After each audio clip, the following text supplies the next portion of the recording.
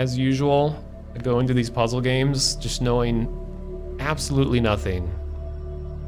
And they were just, I think it was like $1 on Steam, looked cool, I like the art style, and this is the first thing you see. But I want to touch the circle. What does that do?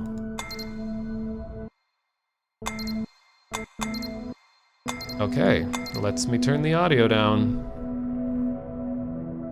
No, memes are allowed. In fact, I was the only non-Vinny person to do a Dink-related thing on his stream. Because it had just started, and we were doing GTA 5, and I was going to show him the yachts that were added to GTA 5. And then I did the voice, so...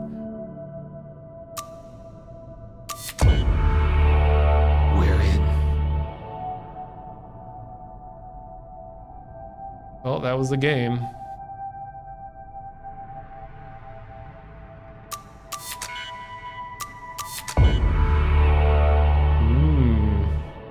I'm liking the audio.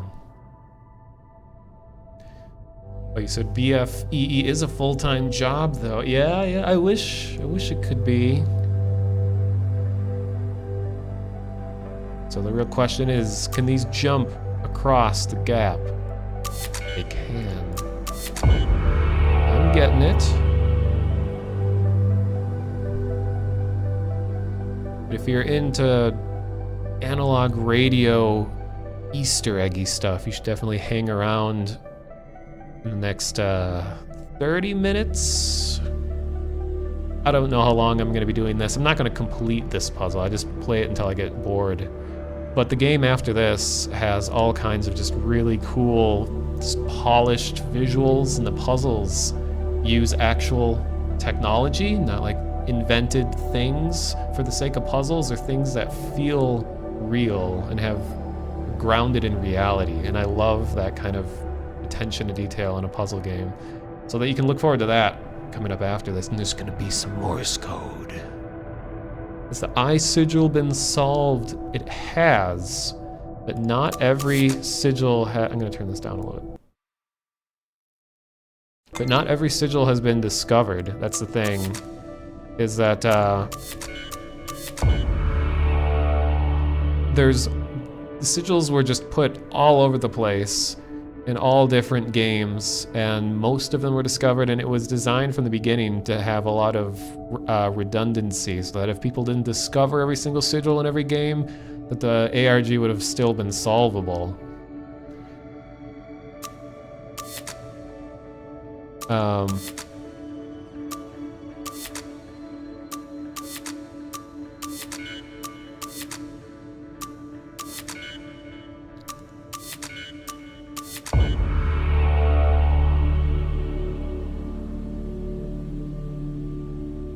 So yeah, the whole purpose of the sigil puzzle, like they finally came out and said it, the whole purpose of it was Frog Fractions 2, which was really disappointing to me. I mean, I've talked about it on stream before, but it's like, as cool as Frog Fractions is, that puzzle had so much anticipation, so much hype going into it. Like, what is this gonna lead to? It's gotta be something big.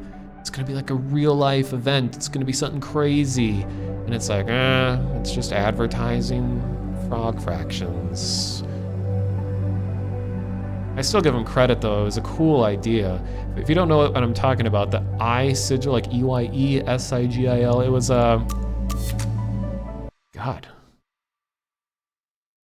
I love the ambient sound, but it's kind of loud to me in my ear.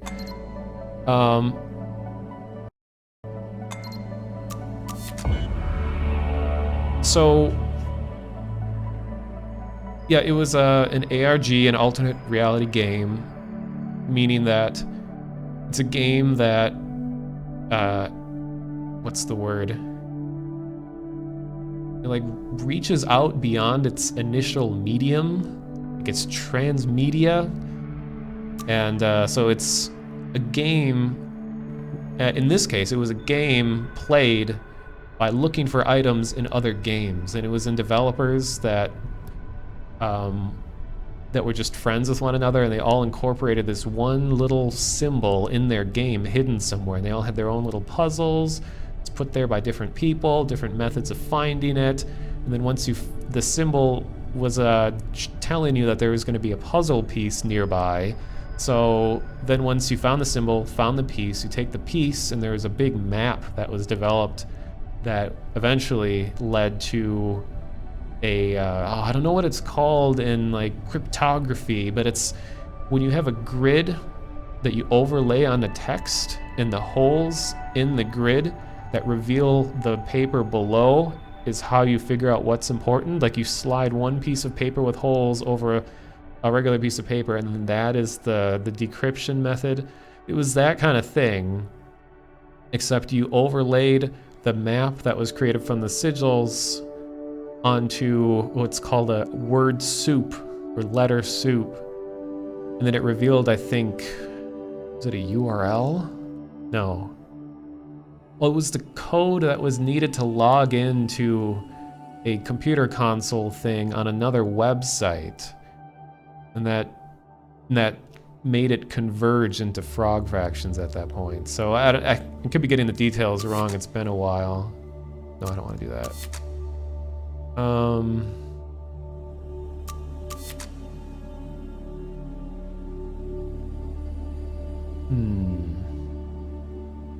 Gonna have to actually start thinking now. Rest in peace commentary.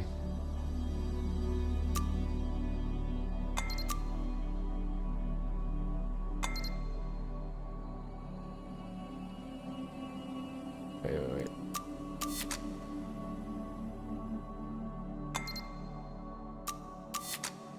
I'm glad you don't have to get the combination right immediately. It looks like it's pretty lenient on you.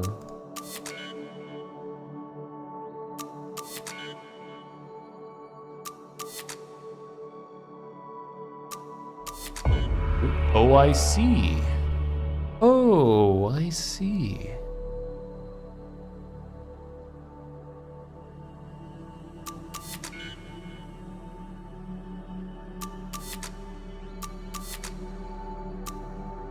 What am I doing?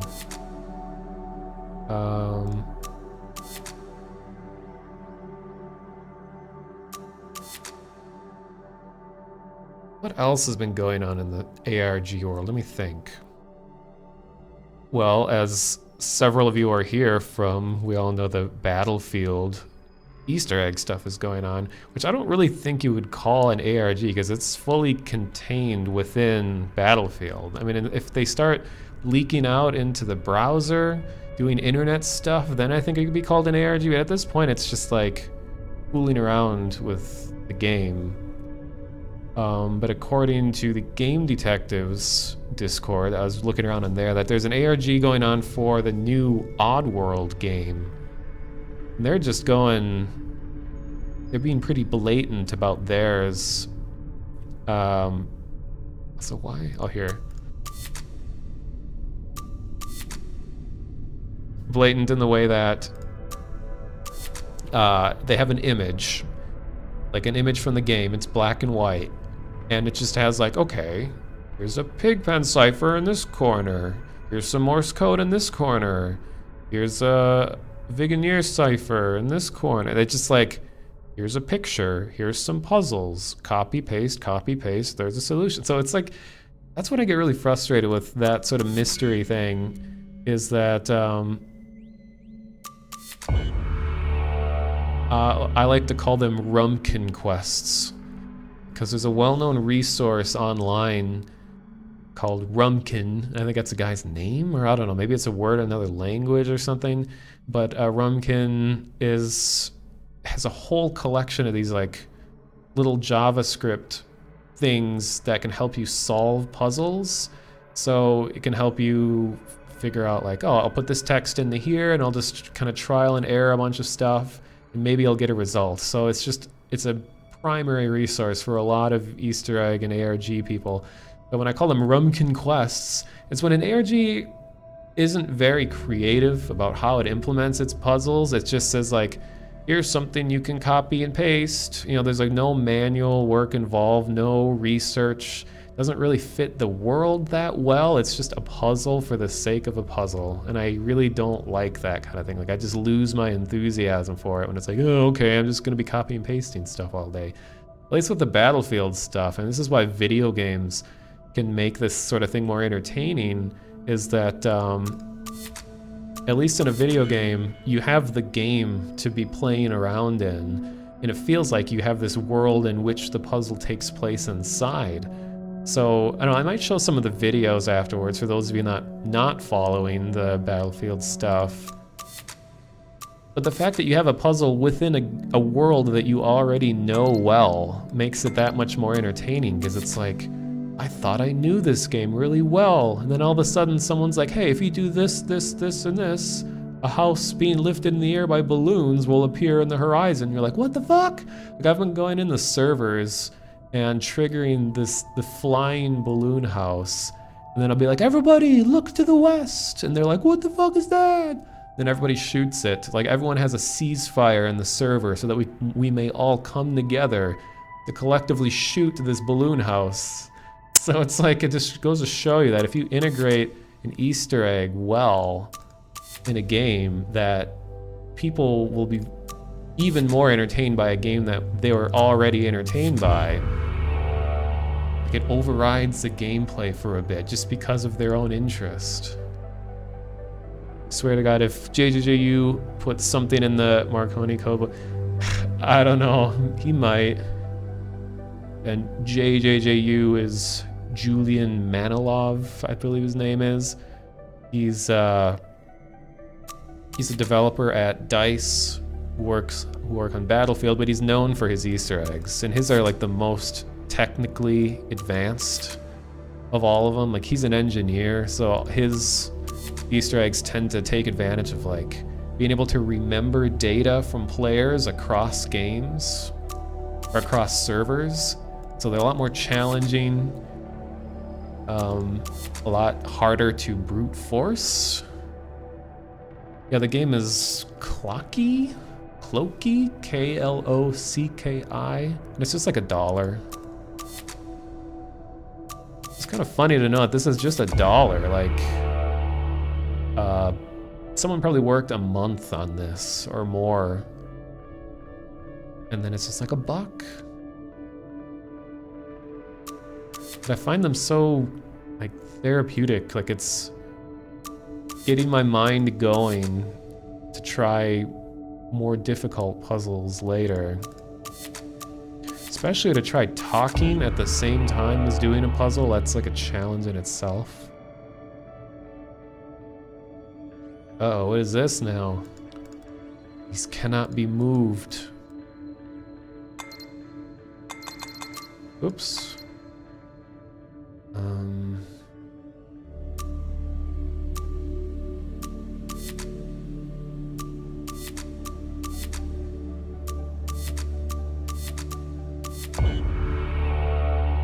I really do enjoy it in puzzle design when difficulty gradually ramps up. It's one of my most hated things in a game, when it's like baby steps and then drive in a car immediately after.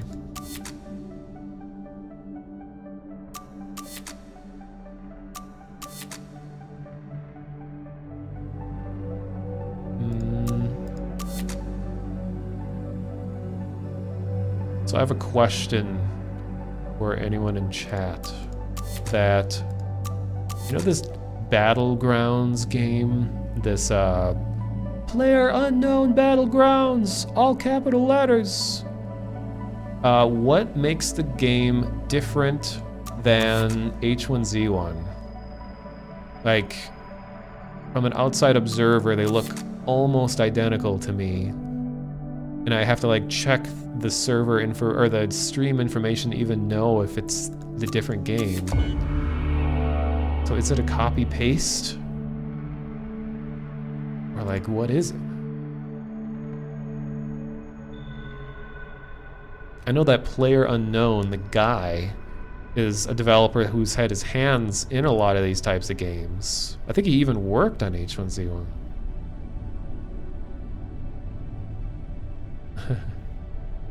Oh my god, what's going on here? Ooh, doggy. Okay, I know these all need to be here. These need to be here. This needs to go there. This over, whoops, this over here, this over here.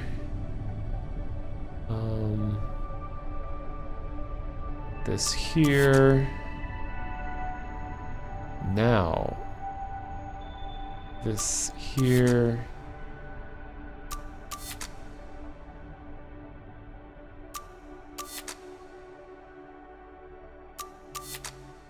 Wait. No.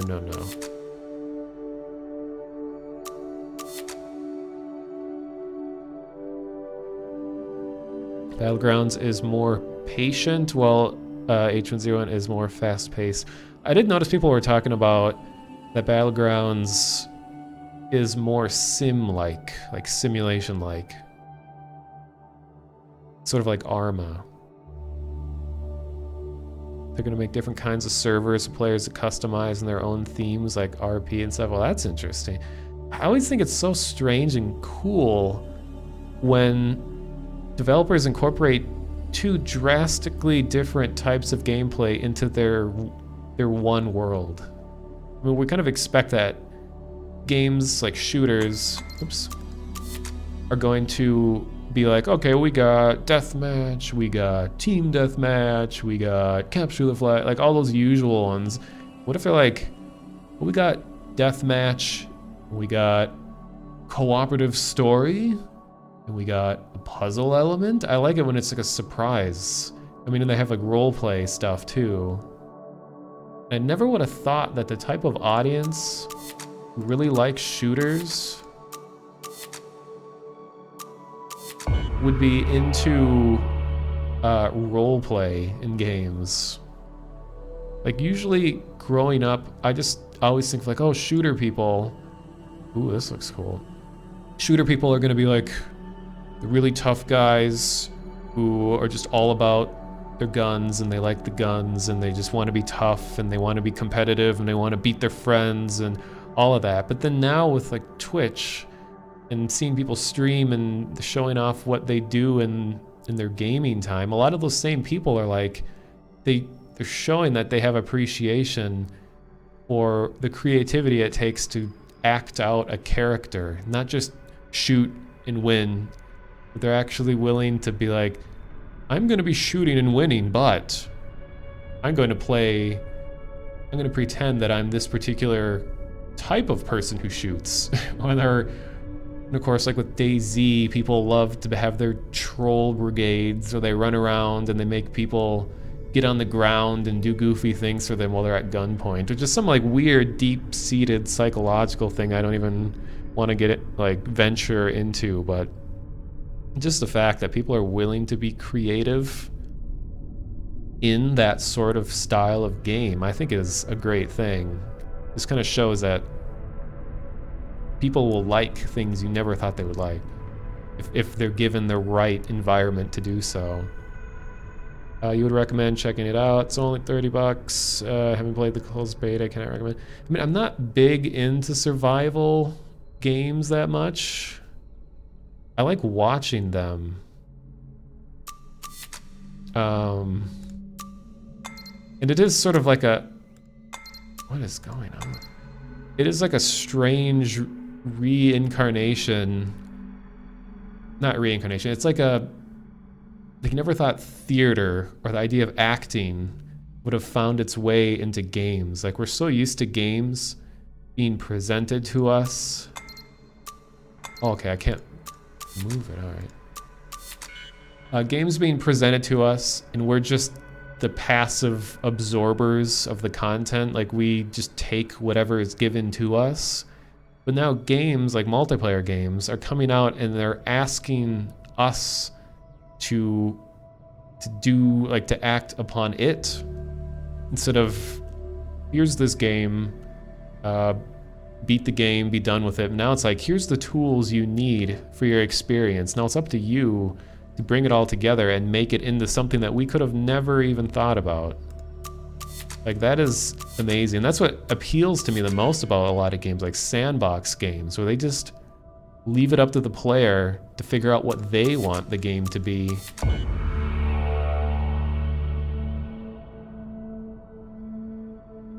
I like the direction these puzzles are going. This is cool.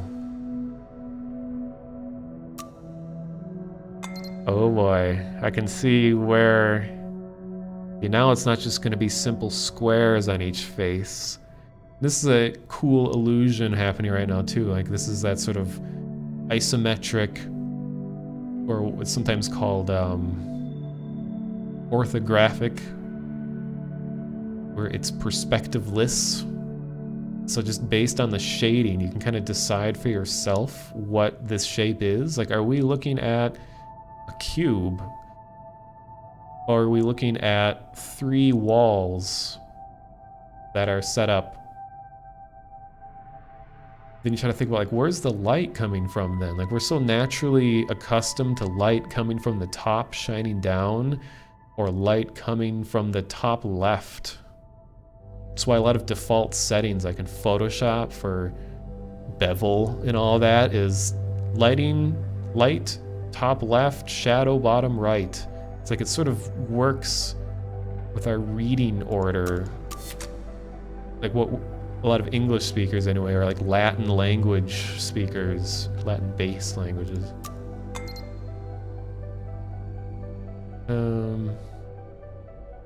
My God. I actually gotta think about it. I'm glad these are constrained to the face though. Go back to when we're talking about DayZ. It was sad to see it die in early access hell like so many other games. He loved it so much, but unfortunately devolved into free-for-all. That always does happen. Like, even though I do enjoy shooting-oriented games, it's so sad to me that, like, the lowest form that a game will devolve into is the deathmatch. Like, deathmatch is the caveman of games. Not to say that it's not fun or has no value. It's just if a developer tries to set up this big complicated system, like, okay, players need to do this, need to keep track of this stat, and they need to upgrade this and this and this. If players don't feel like doing any of that, they're just gonna shoot each other. And they're not gonna have any reason. They just wanna shoot. And it's like, that's the default game if developers haven't convinced players that it should be otherwise. It's so sad. So many games die because players couldn't find it in themselves to look out beyond deathmatch. That happened with a mod that I played called, what was it? Oh, Zombie Panic for Half-Life 1. And they made a Half-Life 2 version. I never even tried to play, but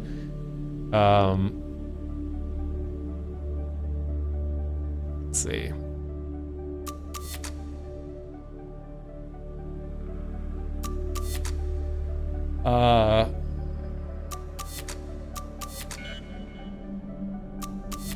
Wow. U9? I feel like there's an ARG developing here. We're getting letters and numbers.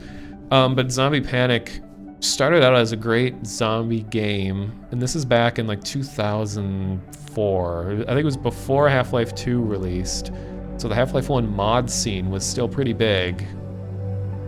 So there's a lot of cool stuff coming out. I think the thing about this game was it was one of the first ones I saw that did that sort of, what do you call it? Like patient zero type of zombie play where everyone starts out as humans and then there's one zombie and then it's up to that one person to start everything and they're like the super zombie, but then everyone else turns into regular zombies when they die. So it was that kind of thing, and it was really clever because like people would, when you were that one zombie, you had to be really creative with how you play because you could just, you waited too long, all the survivors would just gang up in a corner and wait for you, and then you're screwed.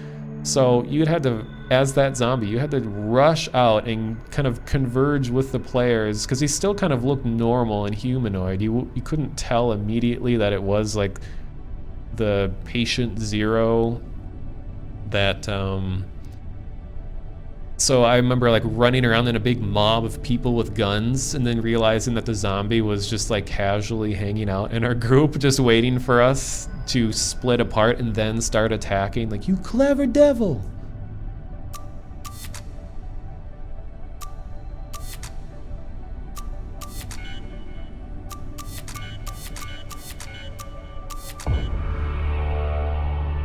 Oh, but anyway, that mod, I revisited it like 4 years later, and the game, they introduced server mods, like people made custom mods that just turned it into a deathmatch. Like I joined a server and I was like, huh, how come everyone is piled into this one server? All the rest are empty. And it was like a 32-person server, which is way too much for that mode. And it was running something called like gun something. Like this is before gun game and all that and Counter-Strike. It was just a deathmatch. It's like, why did you guys come to this mod and violate all of what made it fun and just turn it into a deathmatch? Like it let you respawn instantly. It just gave you all the guns, gave you unlimited ammo. Like, why? What's going on here? Oh my God. We got dots. What the hell?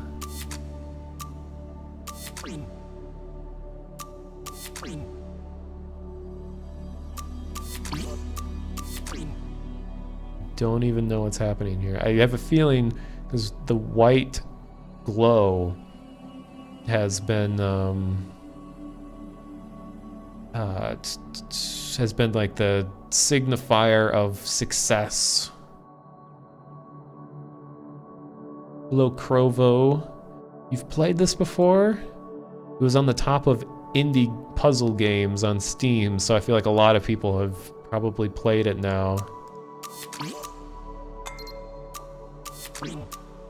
That's weird.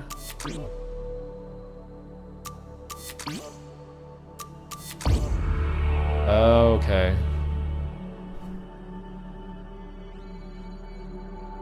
Yeah, I mean, I a lot of times don't play games just for them to be a hard challenge. I play games just to feel satisfied.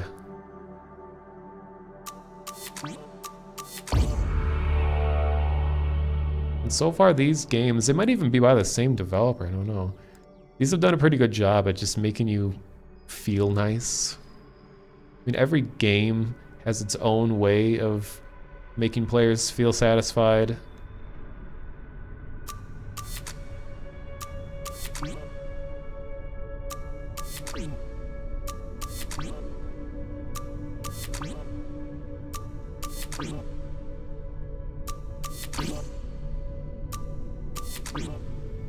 Oh, wait.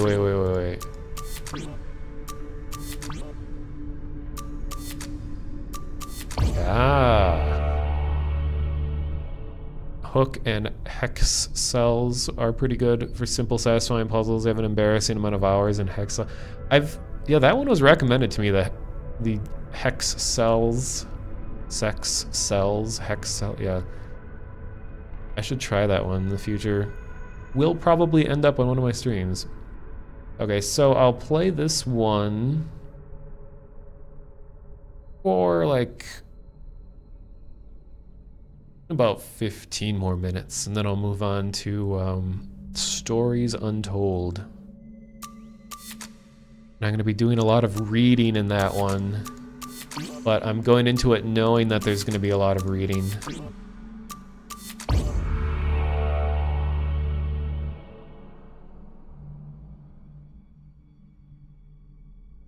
I mean, reading out loud, because it feels like the story element, the written story part is important to it.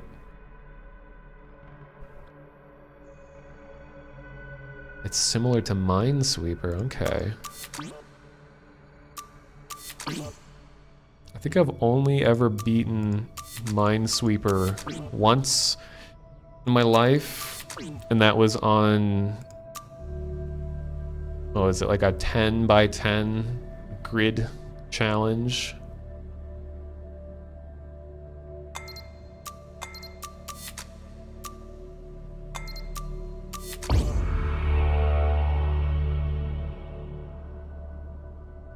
Yeah, Minesweeper is one of those games that when you look at it, you'd have a hard time guessing what's happening, but when someone just explains it, it's like, oh. I mean, the numbers tell you how many mines are touching that square. The whole thing is about guessing. Oh, guessing based on the numbers. So you are taking a risk.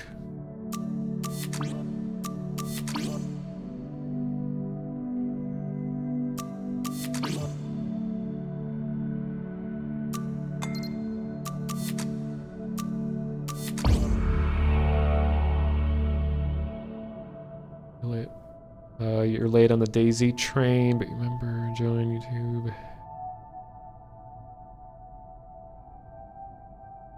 Yeah, I agree, Avianite. I remember, like almost all of that Daisy contributed to the gaming world were the videos that people made from it. Like I remember just all the game journalist sites were just constantly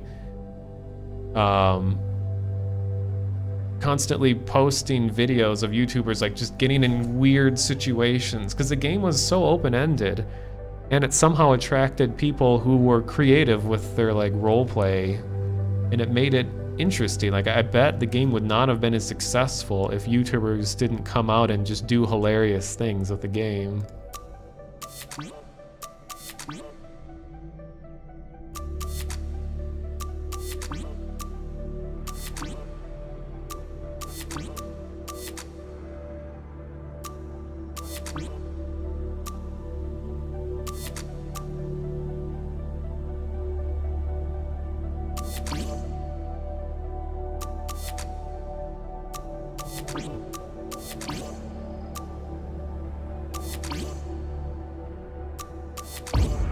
Surprised I got that. You should never have to guess in Minesweeper if you play correctly. Well, and I'm clearly playing it wrong. When you're forced to guess, that's one of the things that you hated most about it.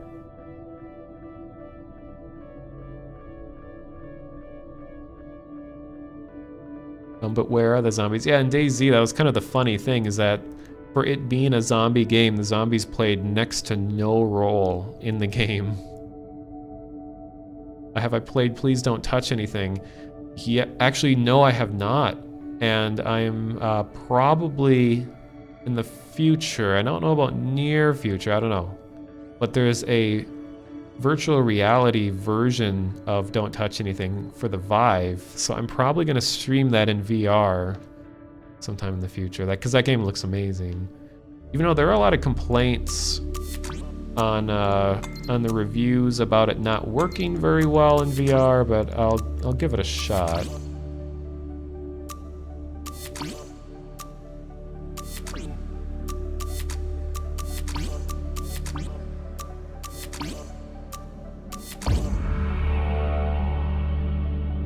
Be interesting if someone made a game of some sort, of MMO, or where RP is forced, at least being in character, being heavily encouraged. Games like that always degenerate, but I'm sure there was a way to elongate these moments.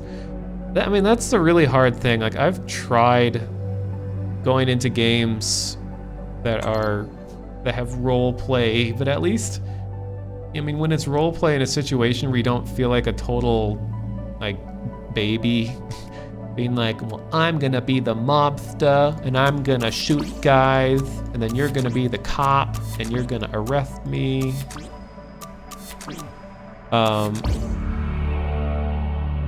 If it's left, well, I don't know, because strangely, I had a dream once where this wasn't a game dream, but it was a strange dream that made me think of a game that would have been really fun, where I don't remember many of the details in it, but I just remember being somewhere I didn't recognize at all. It was sort of an industrial looking place, and I, some reason, felt really compelled to read this card that was in my hand. And in the card was like a description of myself, and I was trying hard to pretend to be this person that was written on this card. This is before I had any kind of VR stuff or anything. And I remember, because I knew who my real self was in the dream, but then I had this card, so I was like covertly taking the identity of someone else. And I was supposed to be some sort of like maintenance worker. And I remember walking into a building, I had no idea what I was looking at, all these like pipes and electric wiring and things like that. And then I was like looking at the card and saying like, okay, in this situation you should do this, in this situation you can do this. It was like I was completely living someone else's life based on this piece of paper that told me who this person was supposed to be. And I was like, that would, when I woke up, I was like, this would make a great game. It will be kind of an RP thing, but it's like if every player was just put in a somewhat realistic, open-ended world, and you're given just like an entire chart about every aspect of this person. And everyone in the game knows that everyone else is trying to be someone else, but then you're given a lot more direction on how you should play yourself. It could even be about personality traits, not just, you're a construction worker, there you go.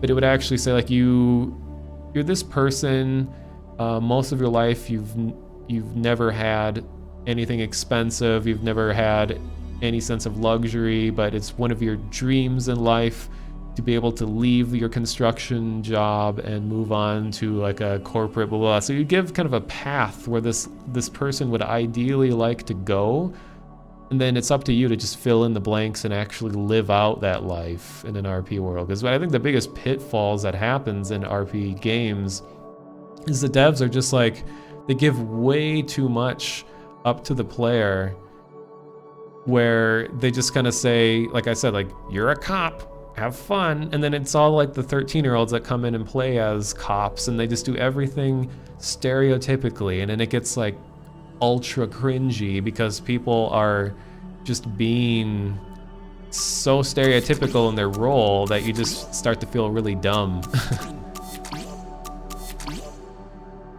I'm just reading Chatterino. It sounds too deep for... Well, I don't know, not necessarily. I mean, you wouldn't have to like read a novel about the person that you're supposed to be or anything. I just think if they had more writers on board in developing an RP game, and it would feel like you're acting out in theater more than just stereotypical cops and robbers have fun kind of thing. Nobody wants a game to turn into Second Life. Well, Second Life is when you give people full creative freedom to do everything, anywhere. The kind of game that I'm talking about would be really structured, but it wouldn't force anything. It would just give you a lot to base everything on. How on earth is this? Oh, okay.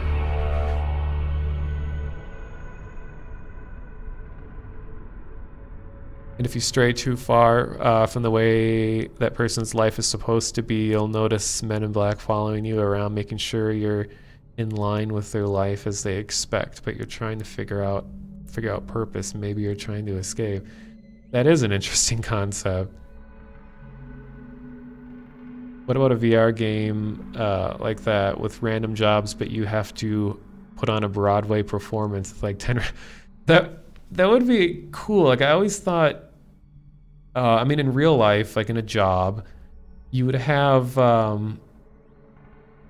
like you have a project and you have all these people you don't know that well who are all put into the same room, and you got to make something work. Like, what if you had a game based around that idea, except the thing you have to do, like Videobum said, is like put on a performance. So you're given a real life day, like actual 24 hours, and the game will just pick like 5 people at random from the pool in the community, and you get like a message that says, here's the project you're on. And it would just be like virtually organized with these people using the in-game kind of assets and all that. Like, it wouldn't require you to get Photoshop and recording equipment or anything like that. It would just all be in-game. And then you would have to do this task Then at the end of the day, you like hand in your task or you perform it, and then it's put on display to everyone. So then you'd have like a day where all of the people come together at the end of the day and show what they did. Or maybe it could even be like a mobile integration in a way where you'd be able to give feedback on what's being done through your phone. I don't know. I like that idea of just random collaboration with people online. Like it's kind of magical when you can actually successfully complete a pretty complicated task with total strangers. I mean, obviously it doesn't always go well, and that's just the risk you take. Not bashing your ideas, friend, to the fact that most open-ended RP games like Cop example turn into that sort of thing. Some saucy prisoner convict action brought on by sheer... Yeah, and that will happen with any kind of game, I think, is that every game has like its lowest state where if players have given up on what the developers intended, they'll be like the most basic form of the game is what it will turn into. Like in the case of a game that involves shooting, I think a deathmatch is like the lowest form of what a shooter can turn into. It's just everyone for themselves just shooting. And I'm not as keen on other genres, but I'm sure other types have that sort of situation too, where no one is taking into account like the higher level gameplay. They just threw it all away. I'm not blaming the player entirely. I mean, developers need to know who will be playing their games, and they need to communicate it, give them the tools. They can't just have theoretical gameplay where they're like, well, if players don't do it, too bad. I made it this way, and if they don't play it, whatever, it's their fault. I mean, they are to blame to some extent.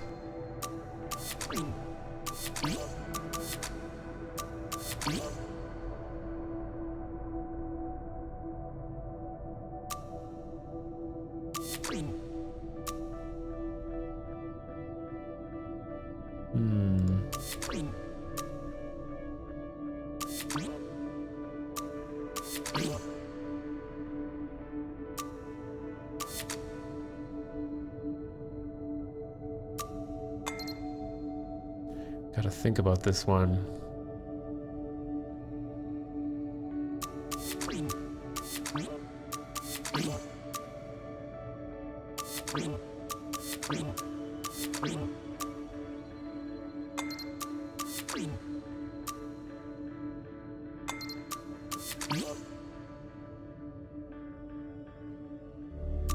Wait, I can go across. Oh.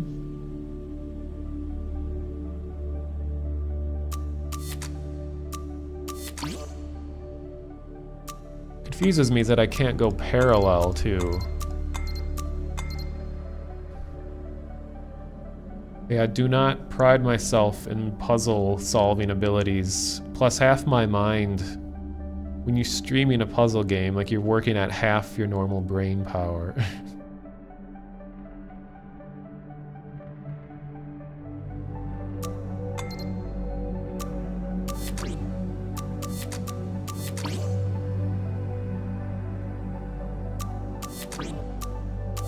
Okay, there we go. Oh, I'm a few minutes over when I said I would stop. Just one more. Just one more. What is going on here?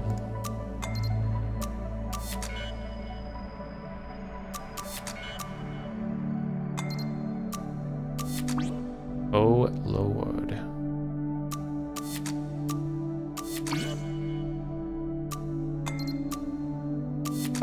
Oh, okay.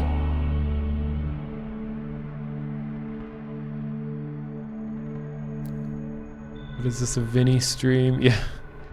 The one more syndrome. I don't know what made me think of this, but I never really knew what the word syndrome meant. And it sounds like you can actually apply it to just about anything. Like the word is so open-ended, it just means a correlation of symptoms of some kind. or it was something open-ended. I remember thinking like, oh, you could like just make up any condition you wanted and put syndrome after it, and it would technically be correct.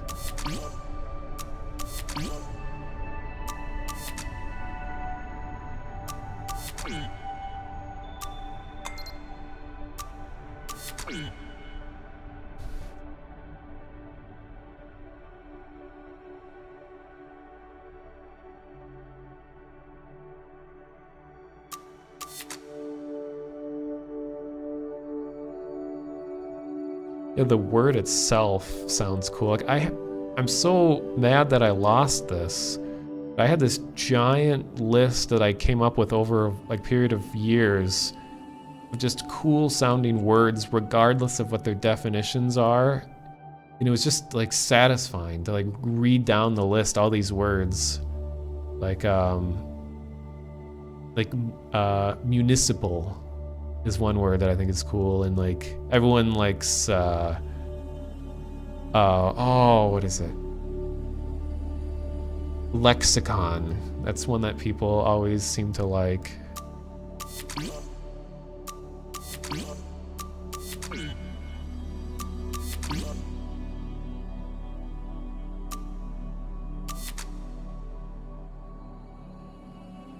How is this even possible?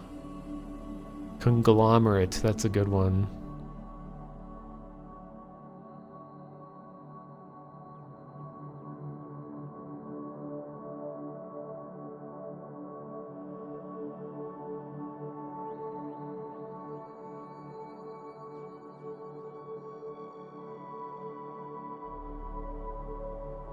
Revenant Eidolon?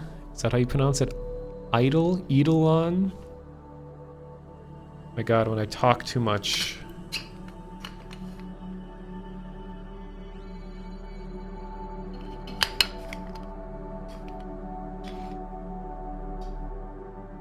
I always don't like it when streamers who have oh, you're right. Wow, this is way easier than I thought. Thanks. I mean, when anyone's been talking a lot, your mouth dries out and then you're talking close to a microphone, you just like, and it's just, ugh, I hate that. So I'm trying to make sure I don't do that to you guys. Aluminium. Defenstration.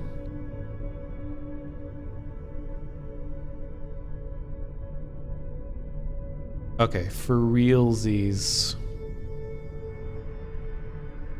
I will I'll move on to the next game. Abrupt sound cutoff. Well, for going that direction,